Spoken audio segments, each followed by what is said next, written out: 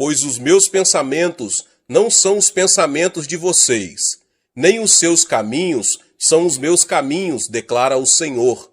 Isaías 55:8. Uma pesquisa mostra que o livro da Bíblia que mais agrada aos cristãos é o de Provérbios.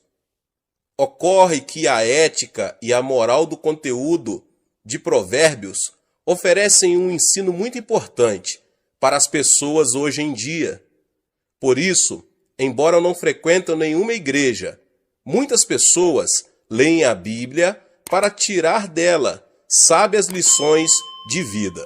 Mas a palavra de Deus em que cremos é muito mais do que uma simples regra de ética e moral.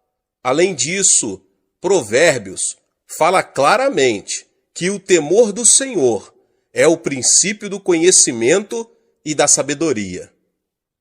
A Bíblia é o único meio que nos permite conhecer o coração de Deus. Uma vez extirpados maus pensamentos, é tempo de realizarmos o transplante mental do pensamento de Deus, que foi revelado por intermédio de sua palavra. Por meio de sua palavra, Deus deseja conceder-nos a graça do reino dos céus. Embora tenhamos de viver neste mundo, Deus deseja nos dar a graça e a bênção de que o homem que pertence ao reino é capaz de desfrutar. Por isso mesmo Jesus não disse: arrependam-se e venham ao reino, mas sim, arrependam-se, pois o reino dos céus está próximo. Mateus 4:7. Não se trata de Jesus ter vindo para nos levar ao céu, mas para nos dar o céu em nosso coração e família. Então, como podemos conseguir o milagre se nos sentimos limitados e enfrentamos uma situação impossível? Quando eu era menino, observava com frequência a maneira com que meu pai enxertava um ramo no tronco de uma árvore. No início da primavera, ele tinha o costume de trabalhar em um pomar de caquis. Existem dois tipos de caquis, um selvagem e o outro doméstico. Os frutos são totalmente diferentes. Meu pai cortava a raiz do caqui selvagem e então usava um tubo de palha. Enxertava um ramo de caqui doméstico, cobrindo-o depois com terra. Às vezes, havia um momento de secura por falta de compatibilidade entre a raiz e o ramo implantado. Mas, uma vez superado o período de adaptação, de forma surpreendente, o pé de caqui selvagem dava frutos do caqui doméstico. Esse princípio da natureza nos ensina um princípio espiritual. Assim como o pé de caqui selvagem é capaz de produzir o fruto do caqui doméstico, nós também podemos ter os pensamentos de Deus e falar o que ele fala. Qual é o caminho para isso? Talvez seja a pergunta de muitas pessoas. O pensamento e o plano do homem produz consequências humanas. Se, no entanto, repelirmos o pensamento do homem e enxertarmos em nós o pensamento de Deus, talvez, inicialmente, passemos por um momento de turbulência, mas se superarmos o obstáculo, será possível pensar, agir e crer como filhos e filhas de Deus, e assim experimentar o milagre. Mas as pessoas se recusam a repelir o próprio pensamento, para se apegar à palavra de vida e promessa, porque o coração sofre e vai contra a própria experiência. Contudo, se abrirmos nosso coração para que a palavra de Deus brote em nós, tanto os planos como os pensamentos humanos se desfarão e seremos transformados pela palavra de Deus. Em 1973, quando organizei a 10ª Conferência Pentecostal, muitos pastores e novos convertidos do exterior aproximaram-se de mim perguntando: Pastor Cho, O Senhor deve ser um gênio. Como conseguiu construir uma igreja tão grande? Por que sua igreja cresceu tanto? Eu respondia simplesmente: não sou um gênio, pois um gênio jamais faria o que fiz. Então, como conseguiu isso? Com o pensamento do homem, não seria possível. Mas, se o pensamento de Deus se enraizasse no pensamento do homem, acontecem milagres surpreendentes. Deus disse muito claro que tudo é possível ao que crer. Marcos 9, 23. Logo que nos mudamos para Ioido, muitos me perguntaram: pastor, quantos membros da sua igreja deixaram de frequentá-la? Mas, como eu tinha certeza de ter obedecido a Deus, respondia: as pessoas estão se aproximando, minha igreja está crescendo. E assim as coisas aconteceram. De acordo com Hall, o número de membros aumentou cada vez mais.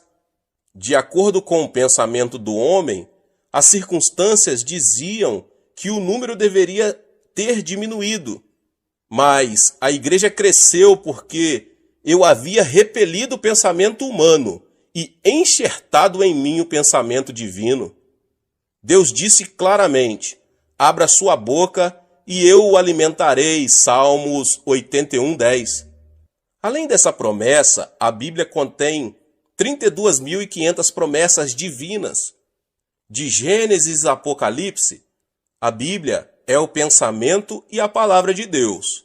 Deus não nos deu a palavra para que a vejamos como simples espectadores, nem para vivermos como caquis selvagens, em meio ao fracasso, à desilusão, ao pecado, à injustiça, à mesquenharia, à enfermidade e à maldição. Ele nos deu sua palavra para que possamos dar bons frutos em vida, mediante a bênção ilimitada, a glória e a vitória divinas. Portanto, é fundamental que você transplante o pensamento de Deus em sua maneira de pensar. O enxerto não implica mudança da essência da árvore. Assim como removemos o galho de uma árvore e o enxertamos em outra, devemos transplantar o pensamento de Deus em nós e viver em sua presença. A Bíblia diz que Abraão teve seu filho Isaque aos 100 anos de idade. O corpo de Sara estava envelhecido e, portanto, ter um filho era praticamente impossível. No entanto, Deus semeou seu pensamento no coração de Abraão. Querer receber ou não o enxerto do pensamento de Deus depende de cada pessoa. Quando o anjo de Deus apareceu a Abraão e lhe disse: você terá um filho, ele riu até cair no chão, e Sara também riu. Apesar de tudo isso, Deus disse: você terá um filho. Aceitar ou não o pensamento de Deus dependia de Abraão e de Sara. Abraão enxertou o pensamento de Deus no próprio pensamento. Então seus nomes foram trocados. Abrão converteu-se em Abraão, pai de muitos filhos. E Sarai passou a chamar-se Sara, princesa. Ao enxertar o pensamento de Deus, eles passaram a ser estranhos para os incrédulos. Como pode um homem de 100 anos pensar em ter um filho? Eles estão loucos. É completamente ilógico. No entanto, é assim que isso funciona. Está certo que, de acordo com o pensamento do homem, existem limitações. Mas quando a pessoa tem o pensamento de Deus enxertado em seu pensamento, ela pode agir, falar e pensar como Deus. Deus deu um filho a Sara aos 90 anos de idade. Esse é Isaque, que é considerado o pai de Israel. De acordo com a Bíblia, Moisés era filho adotivo da filha de Faraó, ou seja, o chefe do exército do Egito e futuro sucessor no trono. Contudo, tendo crescido fisicamente e intelectualmente, deu-se conta de que era israelita. Certo dia, ao observar que um egípcio estava espancando e maltratando um de seu povo, quis fazer justiça com as próprias mãos, matou o egípcio e o enterrou na terra. Ele quis salvar o povo de Israel por meio de uma revolução. No dia seguinte, ao ver dois israelitas brigando, perguntou: "Por que você está espancando seu companheiro?" O agressor replicou: "Quem o nomeou líder e juiz sobre nós? Você quer matar-me como matou o egípcio?" Quando a notícia chegou ao palácio real, o faraó ordenou a captura de Moisés. Imediatamente, este fugiu do Egito e foi para o deserto de Midian, tornando-se ali um genro de Jetro, o sacerdote. Passou o tempo e Moisés tornou-se velho. A Bíblia diz que ele morreu com a idade de 120 anos e que seus olhos e seu vigor não se tinham enfraquecido. Deuteronômio 34:7. Certo dia, ao apacentar as ovelhas no monte Horebe, Moisés ouviu uma voz vinda dentre uma sarça que ardia, mas que não se queimava. E a voz dizia: "Moisés, tire as sandálias." E o Senhor continuou dizendo: "Eu o envio ao Egito, para que liberte o povo de Israel." Moisés não conseguia acreditar no que estava ouvindo de Deus. Por isso reagiu dizendo: "Ó Deus, rogo-te que envies outra pessoa. Eu tenho dificuldade para falar e estou muito velho para isso. Envia outro em meu lugar." Moisés não podia enxertar no seu pensamento o pensamento de Deus. Irritado, Deus lhe respondeu: "Moisés, eu não lhe disse que estaria com você? Eu o envio." Finalmente, Moisés conseguiu repelir o seu pensamento, enxertando em sua mente o pensamento de Deus. Assim, muitos milagres aconteceram à medida que ele falava e agia de acordo com o poder de Deus. Quando Moisés incorporou o pensamento de Deus, pôde libertar o povo de Israel da escravidão, atravessando o Mar Vermelho e liderando mais de 3 milhões de israelitas até a Terra Prometida, construindo a nação de Israel e escrevendo o livro da lei. Outro que enxertou os pensamentos de Deus foi André. No Novo Testamento, há também muitos relatos que mostram como viver dando preferência ao pensamento do homem ou ao pensamento de Deus. Um exemplo disso são as decisões de Filipe e de André. A Bíblia diz que se reuniram cerca de 5.000 homens para ouvir Jesus pregar a palavra. Se fossem contadas as mulheres e crianças, esse número chegaria a dezenas de milhares de pessoas que estavam com fome. Na ocasião, Jesus chamou seus discípulos e lhes disse: "Deem-lhes vocês algo para comer." Ele não disse que os discípulos teriam a capacidade de fazê-lo, muito menos mentiu ou exagerou. Filipe começou a fazer as contas. Quando obteve o resultado, chegou à conclusão de que não havia forma de alimentar uma quantidade tão grande de pessoas. Então aproximou-se de Jesus e disse: "Jesus, estamos no deserto, há muita gente. Mesmo que dermos a cada um uma quantidade pequena de pão, precisaremos de muito pão para dar de comer a todos." Essa atitude de Filipe mostra que ele não se havia apropriado da palavra de Jesus, pois este havia dito: "Deem-lhes vocês algo para comer." Recusou-se a implantar o pensamento de Deus no próprio pensamento, conhecimento e experiência. Então, diante da mesma circunstância, André soube enxertar o pensamento de Deus e provavelmente deve ter dito: Se Jesus nos diz para darmos de comer, é porque podemos fazê-lo. Jesus nunca teria dito para darmos de comer se não tivéssemos nada que lhes dar. Imediatamente, juntou toda a comida disponível, 5 pães e 2 peixes. Depois de agradecer a Deus, Jesus o mandou repartir a comida entre o povo. E todos comeram e se fartaram. E os discípulos recolheram ainda 12 cestos cheios de pedaços que haviam sobrado. O pensamento de Deus é salvar-nos do pecado, sarar-nos de toda doença e enfermidade e transformar o desespero em esperança, a morte em vida, o fracasso e a desilusão em vitória. Para isso, primeiro devemos enxertar em nossa vida a palavra de Deus. Não é fácil escolher o pensamento de Deus a fim de crer nele. Abraão também falhou nesse ponto. Embora cresce no plano de Deus, com base em sua palavra, que teria um filho, quando sua esposa lhe propôs ter esse filho por intermédio da escrava Agar, ele acedeu ao pensamento humano e fracassou diante de Deus. Assim nasceu Ismael, como sabemos. É extremamente difícil distinguir entre o próprio pensamento e o pensamento divino.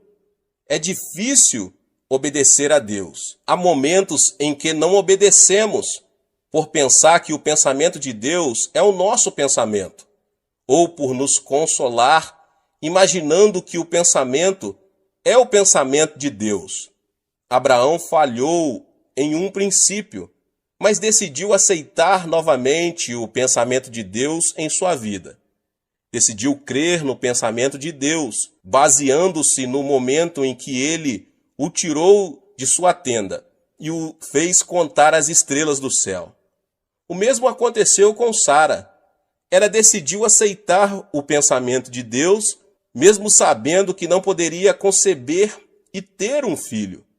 Tal como acontece com personagens da antiguidade, também recusamos-nos a aceitar o que Deus pensa por causa do conhecimento, da lógica e da experiência pessoal. Essa é a razão de ser tão custoso o processo de incorporação do pensamento de Deus em nossa vida. Não obstante, se alguém deixar que a promessa de Deus seja implantada e superar a turbulência da provação apegando-se a Deus, os milagres se manifestarão ininterruptamente. Portanto, não devemos considerar a Bíblia como um enfeite. Não devemos ser espectadores da palavra. Deixemos que ela seja enxertada em nossa vida. Então, experimentaremos o milagre de viver como Deus. Agora, o que fazer para desfrutar o céu em meu coração? Talvez seja a pergunta de muitos. O termo grego metanoia, que em português é traduzido por arrepender-se, significa mudar totalmente o pensamento do coração e a emoção. Ou seja, podemos deixar que o céu reine em nossa vida e família, se apenas mudarmos o rumo do nosso coração e a nossa maneira de pensar. Portanto, arrependa-se dos pensamentos negativos e cheios de frustração, pensamentos que o fazem retroceder, que dizem que tudo está acabado. Mude o rumo da emoção e da mente. Deixe que a palavra do Senhor cresça em você, e então o céu estará ao seu alcance. Jesus disse: cuidado que ninguém os engane. Marcos 13:5. O reino de Deus não vem de modo visível, nem se dirá: aqui está ele, ou lá está, porque o reino de Deus está entre ou dentro de vocês. Lucas 17:20 e 22. Portanto, o reino de Deus está em nós. Opera nas circunstâncias que nos rodeiam e as transformam no reino dos céus. Certo homem estava caminhando e, de repente, viu alguns meninos que tiravam água suja para ser purificada. Ao levantar os olhos, viu que mais acima, naquele rio, havia um porco tomando banho. Obviamente, os meninos não sabiam que isso estava acontecendo. Então o homem lhes disse: Meninos, se vocês querem limpar a água, devem primeiro livrar-se do porco que está se banhando lá em cima no rio. Devemos agir da mesma forma nas circunstâncias que estivermos vivendo. No casamento, o amor se desvanece. Aparecem os conflitos familiares, os filhos seguem caminhos equivocados, as coisas não saem bem. O sofrimento e a enfermidade fazem que a nossa vida se encha de água suja. Tratamos de retirá-la de um poço, mas quando o fazemos, vemos que o outro poço se encheu de água suja e acabamos caindo na desilusão. Como podemos solucionar esse problema? A Bíblia diz, Provérbios 4:23, acima de tudo, guarde o seu coração, pois dele depende toda a sua vida.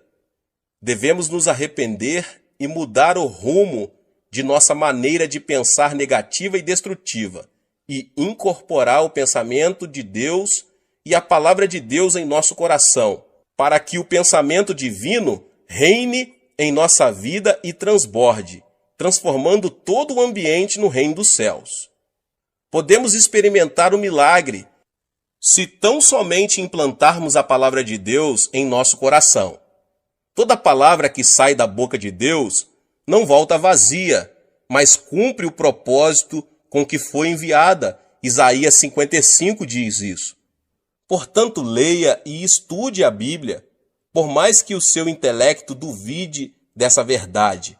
Apegue-se à palavra de Deus que diz: tudo é possível ao que crer. Marcos 9:23. Se você precisa de cura divina, confesse. Pelas suas feridas fomos curados. Isaías 53:5. E desfrute de saúde física. Se você precisa que Deus o faça prosperar, deixe que seja enxertada em seu coração a palavra que diz: tragam o dízimo todo e vejam se não vou abrir as comportas dos céus e derramar sobre vocês tantas bênçãos que nem terão onde guardá-las. Malaquias 3:10. Acrescente o pensamento de Deus, mediante a palavra dele, que permitirá que em sua vida sejam produzidos muitos frutos de felicidade em nome de Jesus. Deus abençoe a vida de cada um que ouviu essa palavra. Talvez você chegou aqui pela primeira vez e ainda não é inscrito no canal. Se inscreva aqui no canal, ative o sininho das notificações e todos os dias são postados vídeos abençoados aqui no canal para te abençoar. Não esqueça de deixar o seu like e de compartilhar este vídeo, esta palavra, com os seus contatos, com as pessoas que você mais ama. Nos vemos nos próximos vídeos. Deus abençoe. Amém. Olá, meus irmãos e irmãs. Sejam bem-vindos ao canal Vinícius Siqueira. E se você ainda não é inscrito aqui no canal, se inscreva aqui no canal e não esqueça de ativar o sininho das notificações. Todos os dias são postados vídeos abençoados aqui no canal para te abençoar. Vamos a mais uma palavra do Senhor. Que o ímpio abandone o seu caminho e o homem mau os seus pensamentos. Volte-se ele para o Senhor, que terá misericórdia dele. Volte-se para o nosso Deus, pois ele dá de bom grado o seu perdão. Isaías 55:7. Quando uma pessoa sofre um dano cerebral, parte de seu cérebro ou a totalidade dele passa a ficar paralisada, incapacitada. A medicina tem feito avanços enormes, chegando a remover nódulos no cérebro e preservando não somente a vida, como também impedindo a paralisia parcial ou total.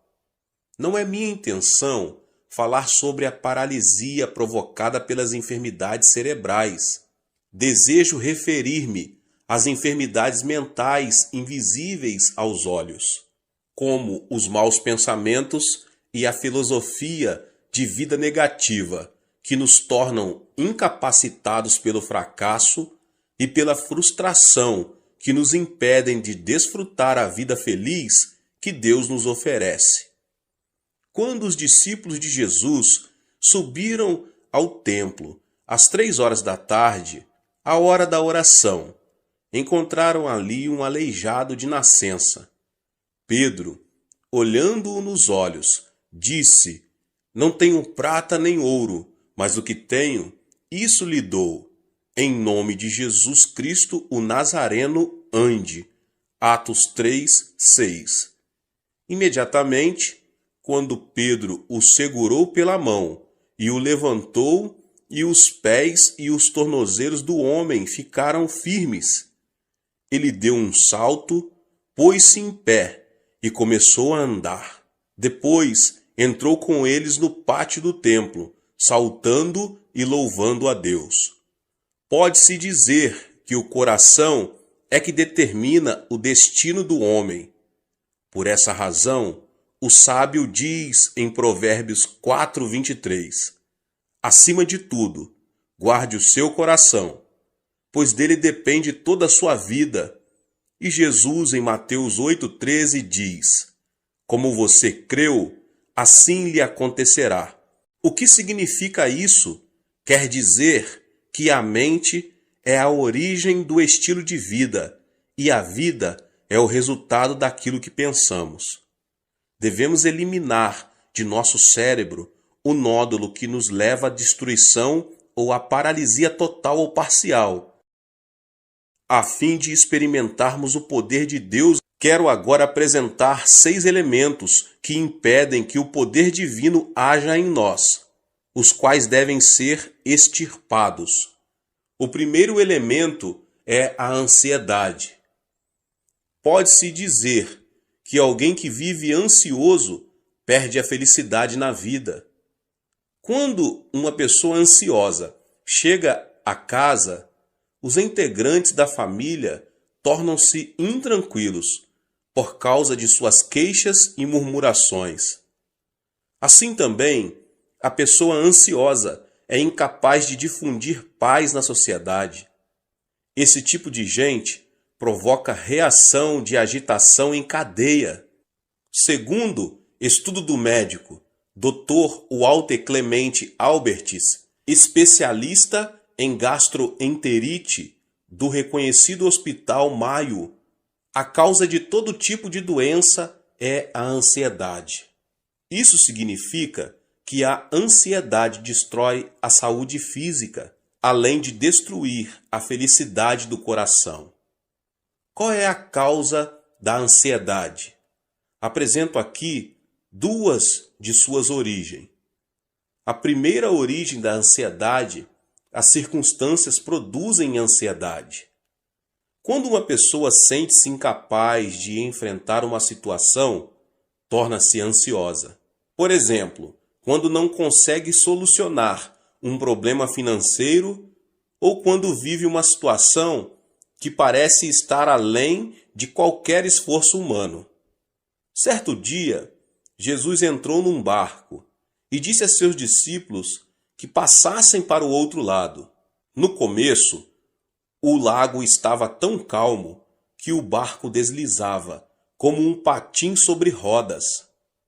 Ao chegarem à metade do lago, porém uma forte tempestade, vinda do Monte Hebron, começou a açoitá-los. A embarcação estava prestes a ser inundada, de modo que, em vão, os discípulos tentavam tirar a água de dentro dela. O naufrágio se daria em questão de tempo. Foi então que os discípulos se lembraram de Jesus e clamaram: Mestre, não te importas que nos afoguemos? Jesus levantou-se, repreendeu o mar e imediatamente o vento se acalmou e tudo ficou tranquilo. Olhando os discípulos nos olhos, ele disse: Por que vocês têm tanto medo? Ainda não têm fé?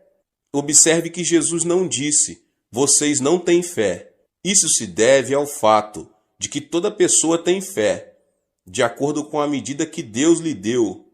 O fundamento da fé dos discípulos, entretanto, eram as circunstâncias, os sentimentos e a emoção. Eles tinham fé somente quando tudo estava calmo. Ao terem a vida ameaçada por uma tempestade, sua fé transformou-se em dúvida, criando uma nuvem de ansiedade no coração. Portanto, devemos repelir os pensamentos oriundos das circunstâncias e as emoções da terceira dimensão, a fim de aceitar os pensamentos de Deus, os da quarta dimensão. Quando viram a tempestade e as ondas, os discípulos fracassaram em aceitar o pensamento de Deus, apesar de terem ouvido o Senhor dizer que queria passar para o outro lado do lago. Seus fundamentos de fé não eram a palavra de Deus da quarta dimensão, e sim as circunstâncias e as emoções da terceira dimensão. Foi por isso que o Senhor lhes perguntou: onde está a sua fé? A palavra de Deus permanece para sempre e jamais muda. Apegar-se firmemente à palavra de Deus não é outra coisa senão aceitar o pensamento de Deus.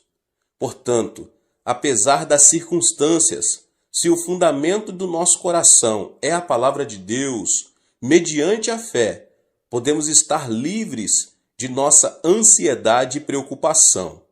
A segunda origem da ansiedade é que o pecado produz ansiedade. Quando peca, a pessoa torna-se ansiosa, porque perde a confiança diante de Deus. O pecado separa o homem de Deus. Quando Adão e Eva pecaram, não puderam permanecer diante dele. Gênesis 3:10 diz: ouvi teus passos no jardim, e fiquei com medo, porque estava nu, por isso me escondi.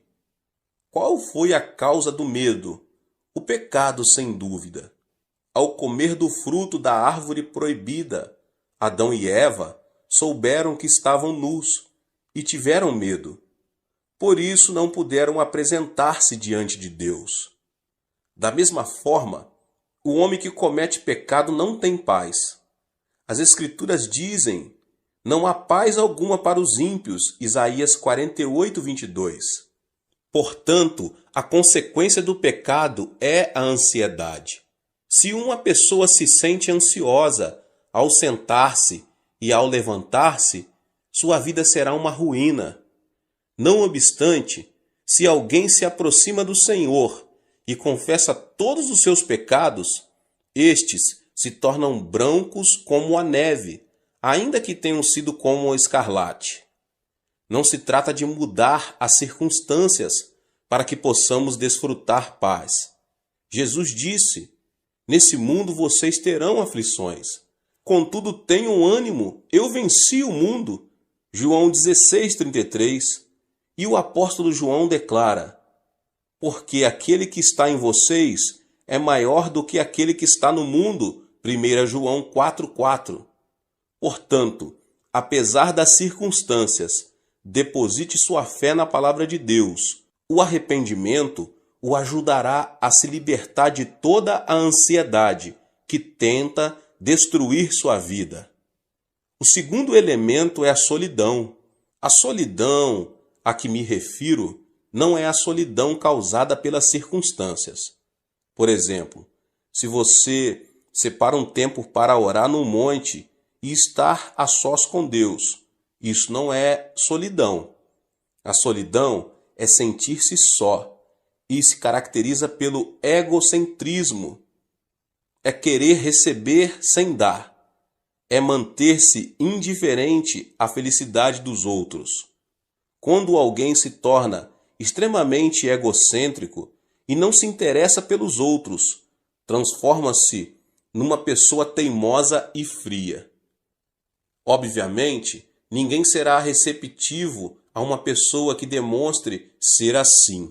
Esse comportamento torna as pessoas ainda mais fechadas em sua solidão, levando-as à destruição. Deus não criou o homem como um ser solitário. Em Gênesis 2, 18 e 24, o Senhor fala: Não é bom que o homem esteja só. Farei para ele alguém que o auxilie e lhe corresponda. Por essa razão, o homem deixará pai e mãe e se unirá à sua mulher, e eles se tornarão uma só carne. O homem nasce de duas pessoas. No idioma chinês, a palavra homem é representada por caracteres formados por dois traços que se apoiam entre si. Ou seja, são duas pessoas que formam uma unidade. Por isso Jesus orou ao Pai, dizendo: Pai nosso que estás nos céus. Não é o plano de Deus que o homem esteja só. Até mesmo na natureza de pregar o Evangelho, Jesus enviou os seus discípulos em duplas. O apóstolo Paulo sempre esteve acompanhado de Barnabé. Depois de uma discussão entre eles, Paulo juntou-se a Silas e Barnabé a João Marcos. Portanto, quem se considera santo e justo e gosta de estar sozinho, não é um santo verdadeiro. Nada mais é do que um egoísta. Temos de desfazer a solidão do nosso coração, que nada mais faz senão destruir a nossa vida. Agora, o terceiro elemento é a indecisão. A fé sem obras é morta. Quando alguém duvida e vacila entre uma e outra coisa, denota ser uma pessoa indecisa. E uma pessoa indecisa caracteriza-se pela falta de responsabilidade e receio, o fracasso e o erro. Muitas vezes, no dia a dia, o pastor precisa trabalhar como um agente imobiliário. Acontece que as pessoas se aproximam e pedem: Pastor, o senhor poderia me apresentar a fulano? Ou então, quero que o senhor me apresente a Beltrano. Para minha surpresa, nesse aspecto, tive êxito apenas em uma ocasião. Se uma pessoa não se decide quando tem ainda a possibilidade de escolher seu futuro cônjuge, nunca poderá deixar de ser um solteirão ou uma solteirona. No mundo, não existe homem perfeito ou mulher perfeita. É preciso primeiro casar para depois adaptar-se ao cônjuge. Hoje em dia, muitos fracassam por falta de decisão. Surgem as oportunidades, mas estas são perdidas por causa da indecisão com que enfrentam a vida. Ao longo de minha vida, nunca vi uma pessoa extraordinariamente inteligente que tenha conseguido grandes coisas. Os chamados inteligentes pensam demais e dizem: é preciso descartar esta possibilidade. Isto não funcionará. Ainda não chegou a hora de pôr isto ou aquilo em ação. O tempo passa e, no final das contas, eles não fazem nada. Portanto, podemos vencer se, com convicção, seguirmos em frente. Alguns membros da minha igreja já vieram a mim e perguntaram: Pastor, o senhor acredita que será bom para mim emigrar para outro país? O que o senhor acha de eu começar um novo negócio? Devo continuar a fazer o que eu estou fazendo? Esperam então que eu tome a decisão por eles. Diante dessa situação, eu simplesmente aconselho: não me peça que tome a decisão por você. Vá ao monte da oração e ore. Clame a Deus, que certamente dirá que caminho você deve seguir. Diante da dúvida ou incerteza, devemos nos apegar a Deus e pedir-lhe de todo o coração que nos oriente. Então, Deus nos ajudará a tomar a decisão correta. Em Tiago 1, do 6 ao 8, diz: Peça, porém, com fé, sem duvidar, pois aquele que duvida é semelhante à onda do mar, levada e agitada pelo vento. Não pense que tal pessoa receberá coisa alguma do Senhor, pois tem mente dividida e é instável em tudo o que faz. O Senhor disse que não abençoaria pessoas indecisas. Remova a indecisão com o pensamento de Deus. Livre-se da indecisão. Assim, você poderá alcançar sucesso em sua vida. O quarto elemento é a ira.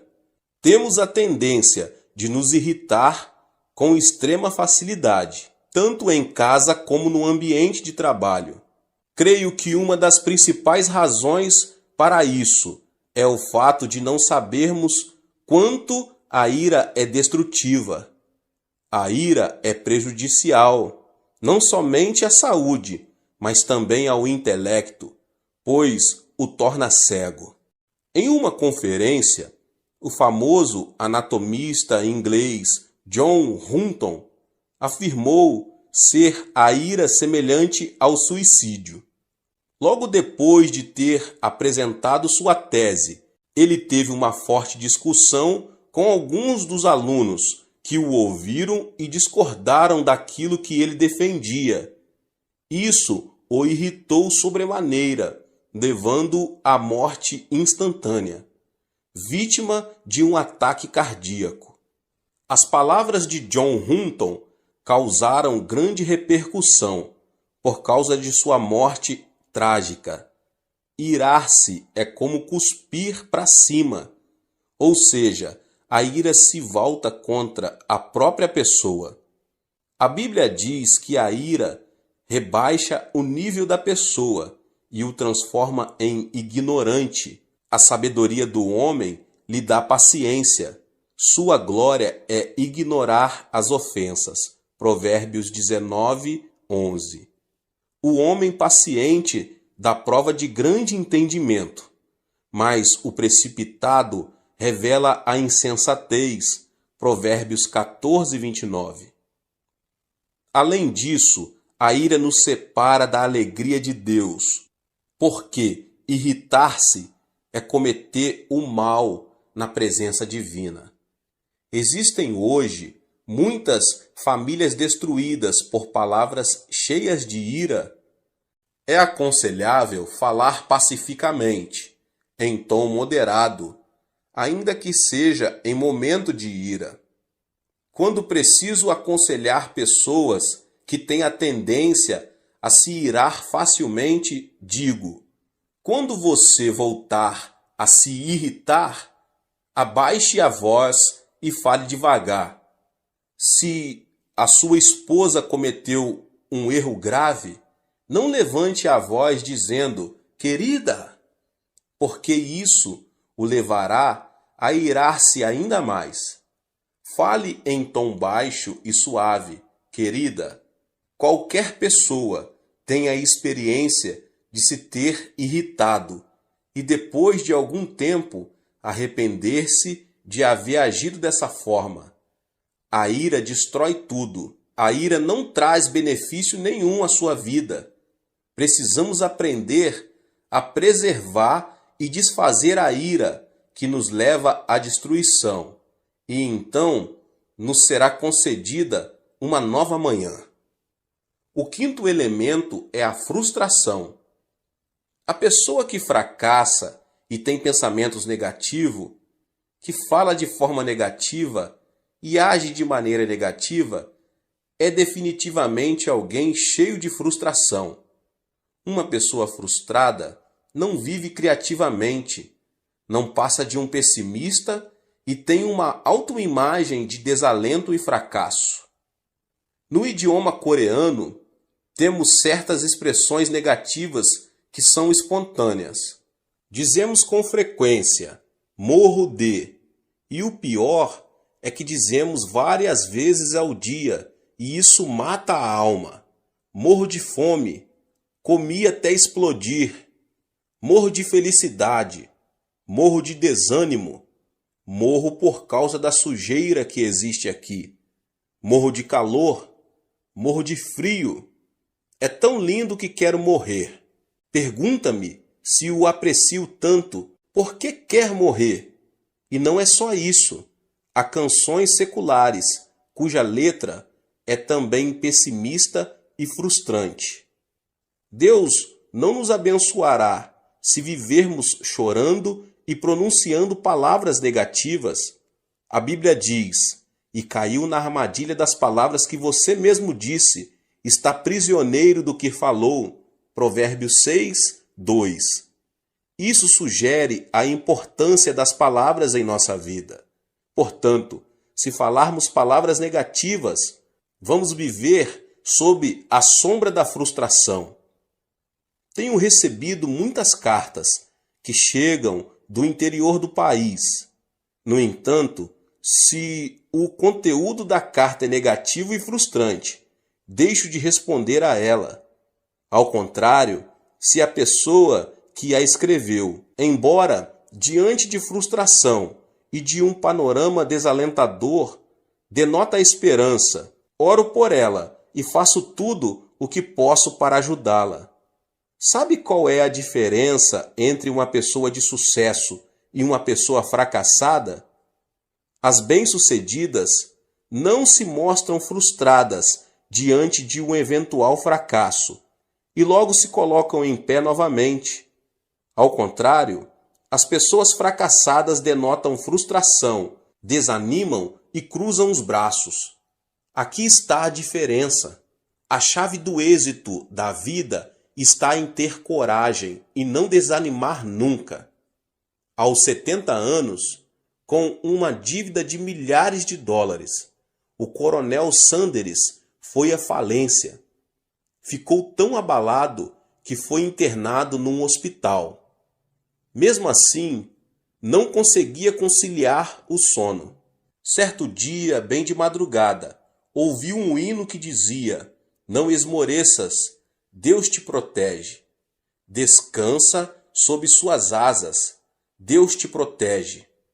Como um sonâmbulo, dirigiu-se ao lugar de onde vinha o cântico. O hino vinha de uma pequena igreja. Ao entrar, encontrou uma senhora idosa que cantava o hino, curvada diante do altar. A voz daquela senhora parecia a voz de um anjo. No mesmo instante, ele se arrependeu e entregou sua vida ao Senhor. Repentinamente, sentiu uma grande paz. A paz que só desfrutam as pessoas que caminham com o Senhor. Antes de entrar em falência, Sanders era o dono de uma empresa. Decidiu esquecer seu passado e começar tudo de novo como cartonador. Não foi nada fácil. Entretanto, ele superou a adversidade, confiou no Senhor e, sob a orientação do Espírito Santo, começou a vender frango frito. Hoje, ele é um milionário conhecido em todo o mundo. Esta é a história de Sanders Chicken, mais conhecido como KFC. Assim também, devemos nos livrar da frustração que nos leva ao fracasso. E o sexto e último elemento é o autoabandono. Atualmente, as histórias de criminosos se têm transformado em filmes. A história de Shi Kang-hun, que conseguiu fugir da cadeia com um grupo de colegas, está numa tela gigante, sob o título Holiday. Esse tipo de material cinematográfico tem o mérito de nos ajudar a ver a sociedade de outro ponto de vista. Mas a filosofia de vida, o que tiver de ser será, dos protagonistas não é nada edificante. Faz alguns anos que Yu Yong assassinou 26 pessoas no espaço de 10 meses, o que causou um grande horror à sociedade coreana. Ele perdeu o pai num acidente de trânsito, quando ainda era menino, e a pobreza fez que esse homem visse a vida de forma tenebrosa. Depois de várias prisões, e quando sua esposa não suportou mais a situação e decidiu divorciar-se, ele abandonou tudo e transformou-se num assassino. Essa é uma história trágica da consciência do autoabandono. Conheço uma família em que o esposo é formado pela Faculdade de Medicina da Universidade de Tóquio e agora é professor de uma faculdade na Califórnia. Sua esposa é também profissional. Não obstante, uma pequena diferença de opiniões os separou emocionalmente. Ao final, acabaram sendo vencidos. O esposo começou a delirar e pensava que a esposa o queria assassinar. Por isso, dormia com uma faca à sua cabeceira. Você pode imaginar uma mulher dormindo tranquila ao lado de um homem que tem uma faca à sua cabeceira? Por isso, a mulher ficou louca. Graças a Deus, a mensagem foi transmitida por meu intermédio e eles aceitaram Jesus como seu Senhor, saíram do autoabandono e finalmente recuperaram a estabilidade familiar. Devemos nos livrar do veneno do autoabandono que destrói a nossa vida. Gênesis 2,15 narra: o Senhor Deus colocou o homem no jardim do Éden para cuidar dele e cultivá-lo. O jardim do Éden não é outra coisa senão o nosso coração. Na antiguidade, a fonte de vida encontrava-se no Éden, mas na atualidade, a fonte de vida se encontra no coração. O Deus que disse ao homem para cuidar do Éden, hoje nos manda cuidar do nosso coração. É necessário que os nossos pensamentos se fundamentem na palavra de Deus, para que o nosso coração seja preservado. Ou seja, o sucesso e o fracasso não dependem do destino.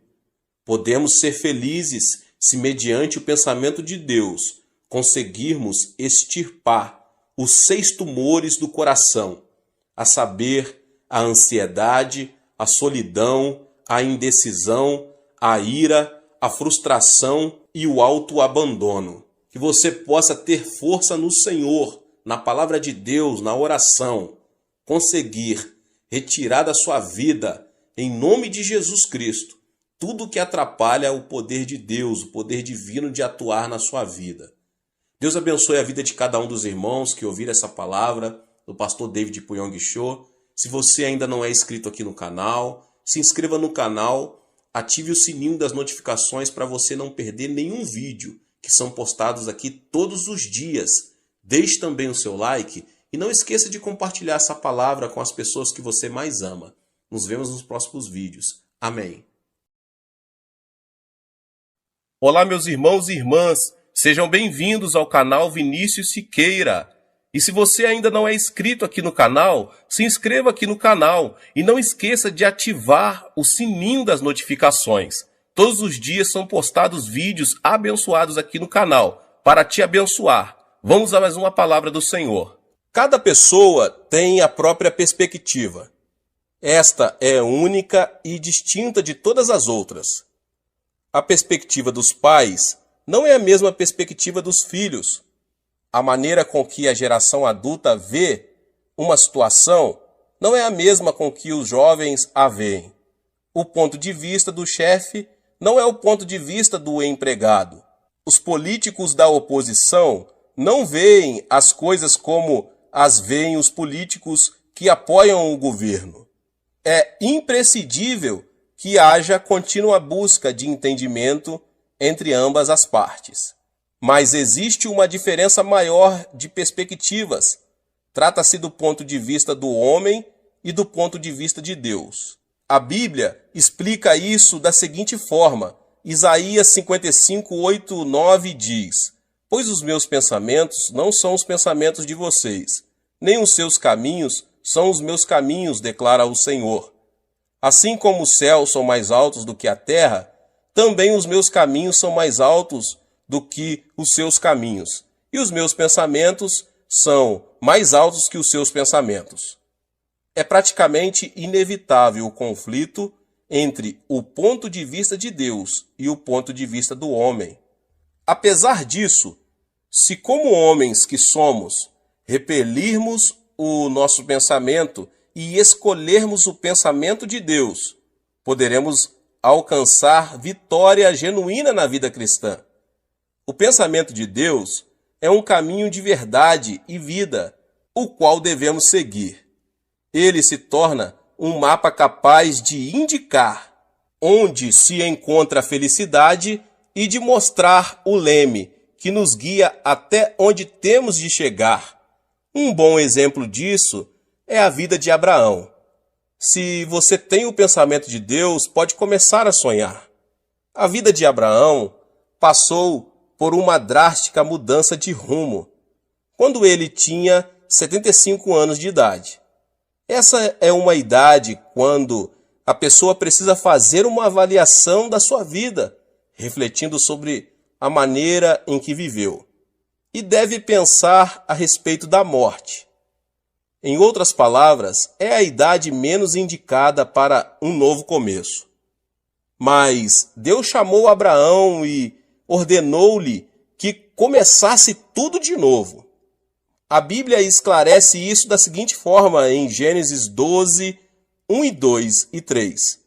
Então o Senhor disse a Abraão: saia da sua terra, do meio de seus parentes e da casa de seu pai, e vá para a terra que eu lhe mostrarei.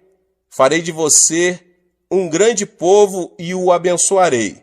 Tornarei famoso o seu nome e você será uma bênção. Abençoarei os que o abençoarem e amaldiçoarei os que o amaldiçoarem. E por meio de você, todos os povos da terra serão abençoados. Depois de receber essa palavra de Deus, Abraão passou a ver a vida por outra perspectiva.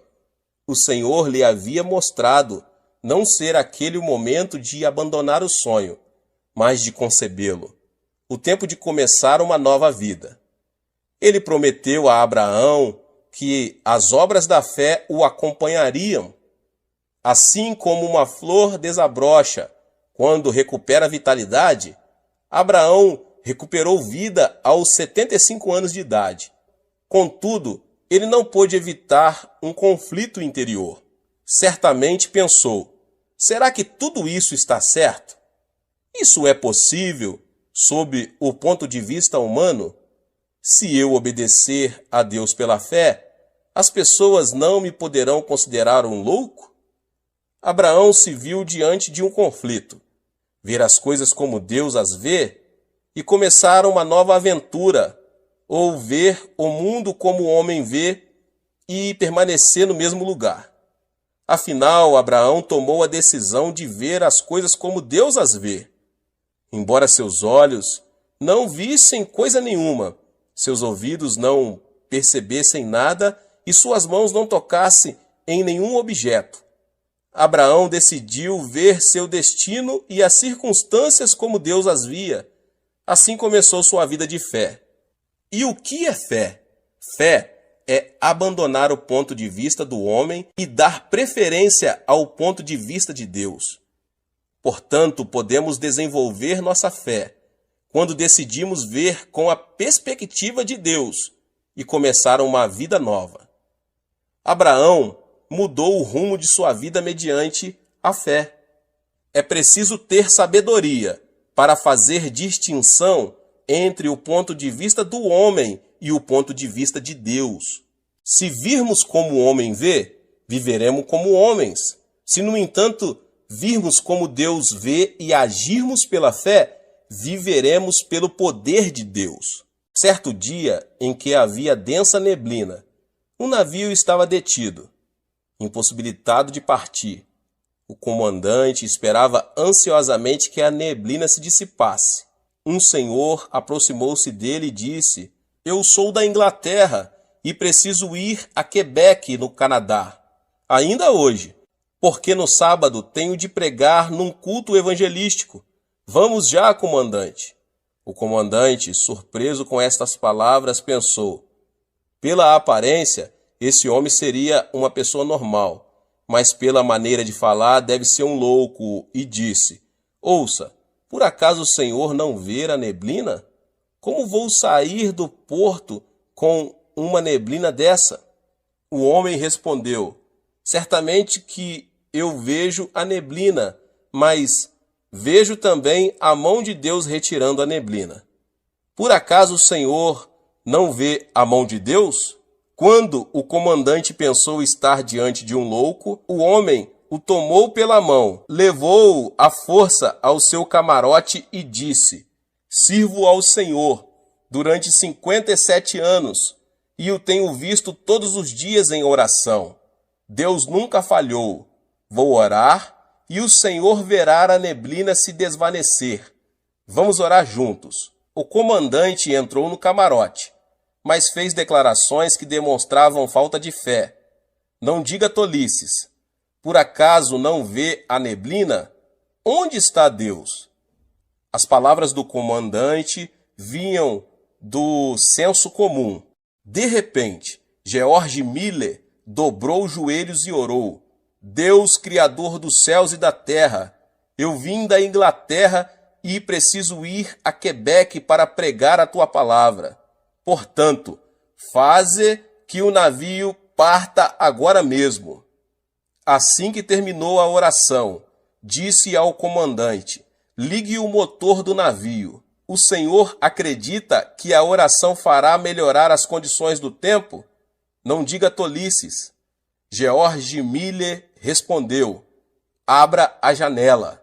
E o milagre aconteceu.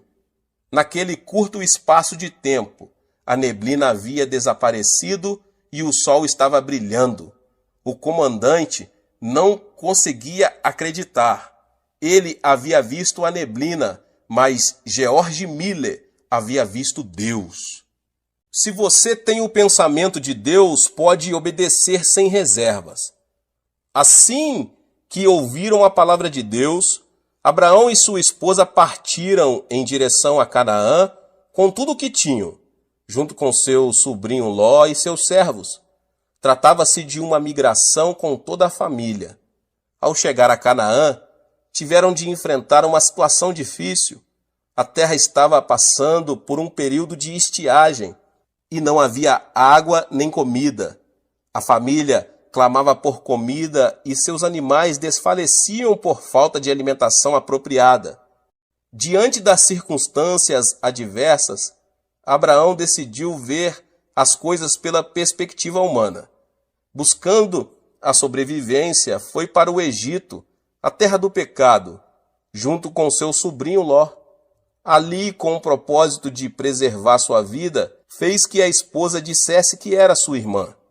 Não é assim que o homem vê as coisas? Reconhecendo as adversidades, Abraão abandonou a perspectiva de Deus e preferiu a perspectiva do homem. Mas Deus observava as circunstâncias por outro ponto de vista. Ele viu que Abraão, embora tivesse decidido ter fé, ainda estava preso a coisas humanas. Foi por isso que Abraão não lhe obedecera sem reservas. Deus lhe havia dito que saísse de sua terra e do meio de seus parentes. Mas Abraão partira com todos os seus bens e seu sobrinho Ló. Esse foi o motivo pelo qual Deus permitiu a estiagem. Do ponto de vista de Deus, Abraão não desenvolvera uma fé completa. Ele havia deixado a terra, mas somente no aspecto físico. Em outras palavras, ele não obedecera plenamente a Deus. Por isso, para que se arrependesse, Deus permitiu a estiagem. Ao enfrentar uma aflição, todos são levados a fazer uma análise introspectiva. Se Abraão tivesse se arrependido de seus pecados e buscado a Deus, o Senhor lhe teria aberto um novo caminho. Mas Abraão não observou as circunstâncias sob a perspectiva divina. Por isso dirigiu-se ao Egito. Se alguém escolhe ver as coisas com os olhos humanos, deve se responsabilizar pelas consequências em sua vida. Ao contrário, se alguém decide ver as coisas com os olhos de Deus, é este quem o protege e responde por sua vida. Como consequência, Abraão enfrentou situações muito críticas. O rei do Egito tomou Sara, pensando ser a irmã mais nova do estrangeiro. Abraão preservou sua vida porque entregou sua esposa como mulher a outro homem. Definitivamente, o conflito e a vergonha se apoderaram dele. No entanto, o processo o levou a um genuíno arrependimento. Foi então que Deus lhe deu uma nova oportunidade. Se você tem o pensamento de Deus, você pode confiar na promessa. Depois do quebrantamento, Abraão voltou à terra de Canaã junto com seu sobrinho Ló. Em Canaã, ele teve uma vida próspera porque administrou bem o que ganhou no Egito. Mas os servos de Abraão e Ló discutiam com frequência porque não havia água suficiente para todos. Diante disso, Abraão decidiu separar-se do seu sobrinho. Ao ouvir a confissão de Abraão, percebemos imediatamente quando ele tinha sido quebrantado. Não haja desavença entre mim e você, ou entre os seus pastores e os meus, afinal somos irmãos. Aí está a terra inteira diante de você. Vamos separar-nos. Se você for para a esquerda, irei para a direita. Se for para a direita, irei para a esquerda. Gênesis 13, 8, 9. Abraão cedeu a Ló praticamente tudo. Essa declaração manifesta a convicção de Abraão, que decidiu não olhar a circunstância sob o ponto de vista humano, mas apegar-se ao pensamento de Deus. Por outro lado, Ló viu as coisas sob a perspectiva humana, levantou os olhos e observou que todo o vale do Jordão até Zoar era terra bem irrigada. Mas, na realidade, Sodoma e Gomorra eram terras onde proliferavam o pecado. Depois de separado de seu sobrinho Ló, Abraão, que tinha o pensamento de Deus e confiava na palavra do Senhor, decidiu ficar em Canaã. Deus o chamou e disse: "De onde você está, olhe para o norte, para o sul, para o leste e para o oeste. Toda a terra que você está vendo darei a você e a sua descendência para sempre." Gênesis 13, 14 e 15. Falando francamente, a terra de Canaã não se via tão fértil quanto as campinas do Jordão. Mas Deus disse a Abraão que lhe daria e a toda a sua descendência toda a terra que ele estava vendo. Vemos assim que, quando Abraão decidiu olhar seu destino e as circunstâncias sob o ponto de vista de Deus, ele lhe prometeu responsabilizar-se por sua vida. Se você tem o pensamento de Deus, pode esperar pelo cumprimento da promessa. E aconteceu que Abraão chegou aos 85 anos de idade. 10 anos já se haviam passado desde o dia em que ele decidira vir à terra de Canaã. Contudo, Abraão não tinha nenhum filho. Sob o ponto de vista humano, já não havia possibilidade de ver cumprida a promessa divina. Por essa razão, a esposa de Abraão, Sara, propôs-lhe que ele tomasse sua escrava Agar, para que, talvez por intermédio dela, viesse a ter filhos. E assim foi. Abraão, que até aquele momento estava crendo e esperando na palavra de Deus, começou a olhar com os olhos do homem e, consequentemente, tomou sua escrava como mulher. Pouco tempo antes, porém, Deus lhe havia dito: "Não tenha medo, Abrão, eu sou o seu escudo. Grande será a sua recompensa." Gênesis 15, 5. Mas Abraão enfatizou o fato de não ter um filho, dizendo: "Ó soberano Senhor, que me darás, se continuo sem filhos e o herdeiro do que possuo é Eliezer de Damasco? Tu não me deste filho algum. Um servo de minha casa será o meu herdeiro." Gênesis 15, 2 e 3. Mas esse pensamento era do homem, porque o pensamento de Deus era diferente. Depois de lhe dizer: "Seu herdeiro não será esse. Um filho gerado por você mesmo será o seu herdeiro." O Senhor o levou para fora da tenda e mostrou-lhe as estrelas do céu e disse: "Olhe para o céu e conte as estrelas, se é que pode contá-las." E prosseguiu: "Assim será a sua descendência." Da mesma forma, existe uma grande diferença entre o ponto de vista do homem e o ponto de vista de Deus. O ponto de vista de Deus era que, embora Sara fosse anciã, o milagre ocorreria e Abraão teria tantos filhos como as estrelas do céu. O ponto de vista do homem, porém, era que Sara não podia mais ter filhos. Abraão, que uma vez fracassara por ter escolhido olhar as coisas como o homem as vê, voltara a se equivocar, somente pelo fato de não ter algo que pudesse ser visto imediatamente. Foi por isso que Abraão possuiu Agar e com ela teve Ismael. Mas Deus não aceitou Ismael. Se Abraão não tivesse gerado Ismael, o conflito entre judeus e árabes não existiria. De certo modo, ele voltou a fracassar por haver escolhido o ponto de vista do homem. Ao meditar na história de Abraão, percebemos que não é fácil ver as coisas como Deus as vê e desenvolver um alto nível de fé. Isso não é conseguido instantaneamente.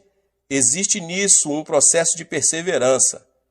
Hoje em dia, muitos cristãos confessam: Deus, eu creio somente em tua palavra. Seguirei este caminho pela fé. Por mais que me critiquem e as circunstâncias não me favoreçam, viverei vendo as coisas com os olhos da fé. Mas quando as circunstâncias se apresentam negativas, esses mesmos cristãos dão um passo atrás e dizem: não posso, creio ser melhor fazer o que penso.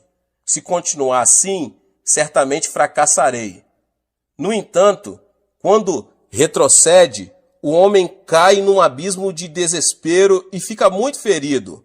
É nesse momento que se lembra da palavra de Deus, arrepende-se e volta-se para ele. Consideramos Abraão o pai da fé. Contudo, ele não se transformou em pai da fé desde o princípio. Abraão precisou ajustar sua visão constantemente. Foi por meio desse processo que ele aprendeu a repelir a obstinação e a mesquinharia do homem, obedecendo à vontade de Deus.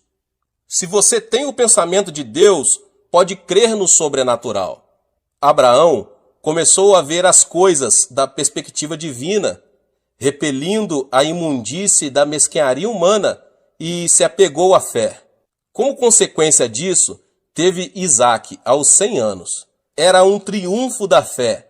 Considera-se uma coisa incomum a geração de um filho aos 50 anos. Por isso, é motivo de festa.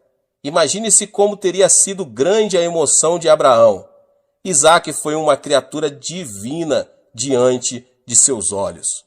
Para Abraão, Isaque era sua vida, seu herdeiro, sua alegria e sua felicidade. Cada vez que olhava para ele, descobria o sentido da vida. Entretanto, Isaque passou a se converter gradualmente em um ídolo para Abraão. Embora este não o visse dessa maneira, Deus via Isaque de uma forma, Abraão o via de outra forma. Ou seja, havia uma grande diferença entre os dois pontos de vista, o ponto de vista de Deus e o ponto de vista de Abraão. Certo dia, Deus ordenou a Abraão: tome seu filho, seu único filho, Isaque, a quem você ama, e vá para a terra de Moriá. Sacrifique-o ali como holocausto num dos montes que lhe indicarei. Abraão ficou perplexo. Pensava que Deus abençoaria Isaque e prolongaria seus dias de vida aqui na terra. Esse não deixava de ser o pensamento do homem. O pensamento de Deus, porém, não aceita o pensamento do homem. Abraão viu-se em meio a forte conflito. Ele sabia que Deus estava falando sério e pensou: se Deus quer, eu tenho de obedecer. Não devia ser fácil oferecer o único filho amado como holocausto, ou seja, queimá-lo no fogo. A luta interior de Abraão continuou. Provavelmente, ele até pensou em desobedecer a Deus e viver feliz com seu filho. Todavia, também não podia desobedecer à ordem divina. Chegou o momento de escolher o pensamento do homem ou o pensamento de Deus? Finalmente, Abraão decidiu-se pelo pensamento de Deus. Lembrou-se da palavra que dizia ser Isaque o herdeiro e creu que Deus tinha preparado um plano. É certo que, para chegar a esse ponto, Abraão passou por uma grande turbulência. No dia seguinte, tomou a direção do Monte Moriá, junto com o filho Isaque e 2 servos. Ao chegar ao lugar indicado por Deus, não hesitou em sacrificar seu filho. Ele o amarrou sobre o altar, amarrou a lenha e pegou o cutelo. Foi nesse instante que o anjo de Deus o deteve. Não toque no rapaz, disse o anjo. Não lhe faça nada. Agora sei que você teme a Deus, porque não me negou seu filho, o seu único filho. Juro por mim mesmo, declara o Senhor, que por ter feito o que fez, não me negando seu filho, o seu único filho, esteja certo de que o abençoarei e farei seus descendentes tão numerosos como as estrelas do céu e como a areia das praias do mar. Sua descendência conquistará a cidade dos que lhe forem inimigos, e por meio dela todos os povos da terra serão abençoados, porque você me obedeceu. Gênesis 22. Abraão escolheu ver como Deus vê e repeliu todo o pensamento humano. A partir desse momento, Deus abençoou Abraão e se responsabilizou por sua vida. Qualquer pessoa que quiser escolher a perspectiva de Deus deve primeiro abandonar a vontade, a obstinação, o desejo, o método e a força do homem. Não podemos confessar que escolhemos a perspectiva de Deus enquanto persistirmos com os desejos, os métodos e a força humana. Todo aquele que escolher a perspectiva de Deus deve se render, dedicar-se e obedecer a Ele. O ato de se render, dedicar-se e obedecer a Deus não significa perder. Muitos pensam que a dedicação a Deus significa perder, mas isso não é certo. Não se trata de perda, mas da chave que leva a uma vida abundante. Deus abençoa as pessoas que se decidem por sua perspectiva e se responsabiliza por elas. Assim funciona a lei do céu. A vida de Abraão é a evidência dessa lei. Eu chego agora ao final e eu quero dizer que a fé consiste em abandonar a perspectiva do homem, escolhendo a perspectiva de Deus. Se optarmos por ver como o homem vê, não poderemos receber o favor e a orientação de Deus. O justo viverá pela fé. O que significa viver pela fé? Significa abandonar a perspectiva do homem e escolher a perspectiva de Deus, vivendo como a Bíblia ordena. Assim, Deus nos abençoa e se responsabiliza por nossa vida. É certo que, ao nos decidir pelo ponto de vista divino, enfrentaremos uma luta interior. Devemos, portanto, superá-la. Você sabe como Deus vê a terra e o homem? Deus vê a história do homem como um assunto de julgamento imitente. A história do homem está chegando ao seu final. A vida do homem é como uma neblina que aparece num momento e logo se desvanece. Ele é como uma erva e sua glória como a flor do campo. Quem vacila com isso é nécio. O nosso interesse deve estar na eternidade. A vida eterna é mais importante que a vida passageira. Essa filosofia de vida permitirá que a pessoa viva a vida transitória de maneira muito mais significativa. As Escrituras dizem, da mesma forma, como um homem está destinado a morrer uma só vez e depois disso enfrentar o juízo. Hebreus 9, 27. A terra não permanecerá para sempre.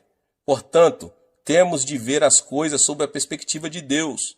Para isso, devemos tomar uma difícil decisão. Sob que perspectiva você vê a vida? Os cristãos devem abandonar tudo o que é humano e aceitar a perspectiva de Deus. Esse é o único caminho, porque Deus se responsabiliza por aquele que abandona o ponto de vista humano, decide tomar o ponto de vista divino em nome de Jesus. Deus te abençoe. Glória a Deus. Se você ainda não é inscrito aqui no canal, se inscreva no canal, ative o sininho das notificações para você não perder os vídeos que são postados aqui no canal. Deixe também o seu like e não esqueça de compartilhar. Compartilhe nas suas redes sociais, tá bom? Compartilhe com seus contatos, com as pessoas que você mais ama. Nos vemos nos próximos vídeos. Amém. Deus abençoe. Seja membro do canal Vinícius Siqueira e obtenha benefícios que só os membros têm. Então, você que já é inscrito no canal e ativou o sininho das notificações, logo você vê o botão Seja Membro, clique nele e obtenha os benefícios. E o primeiro benefício é que você tem uma mensagem destacada. Quando você faz um comentário aqui no canal, você tem um destaque na sua mensagem. E isso é muito importante porque você mostra para os outros que você apoia este canal.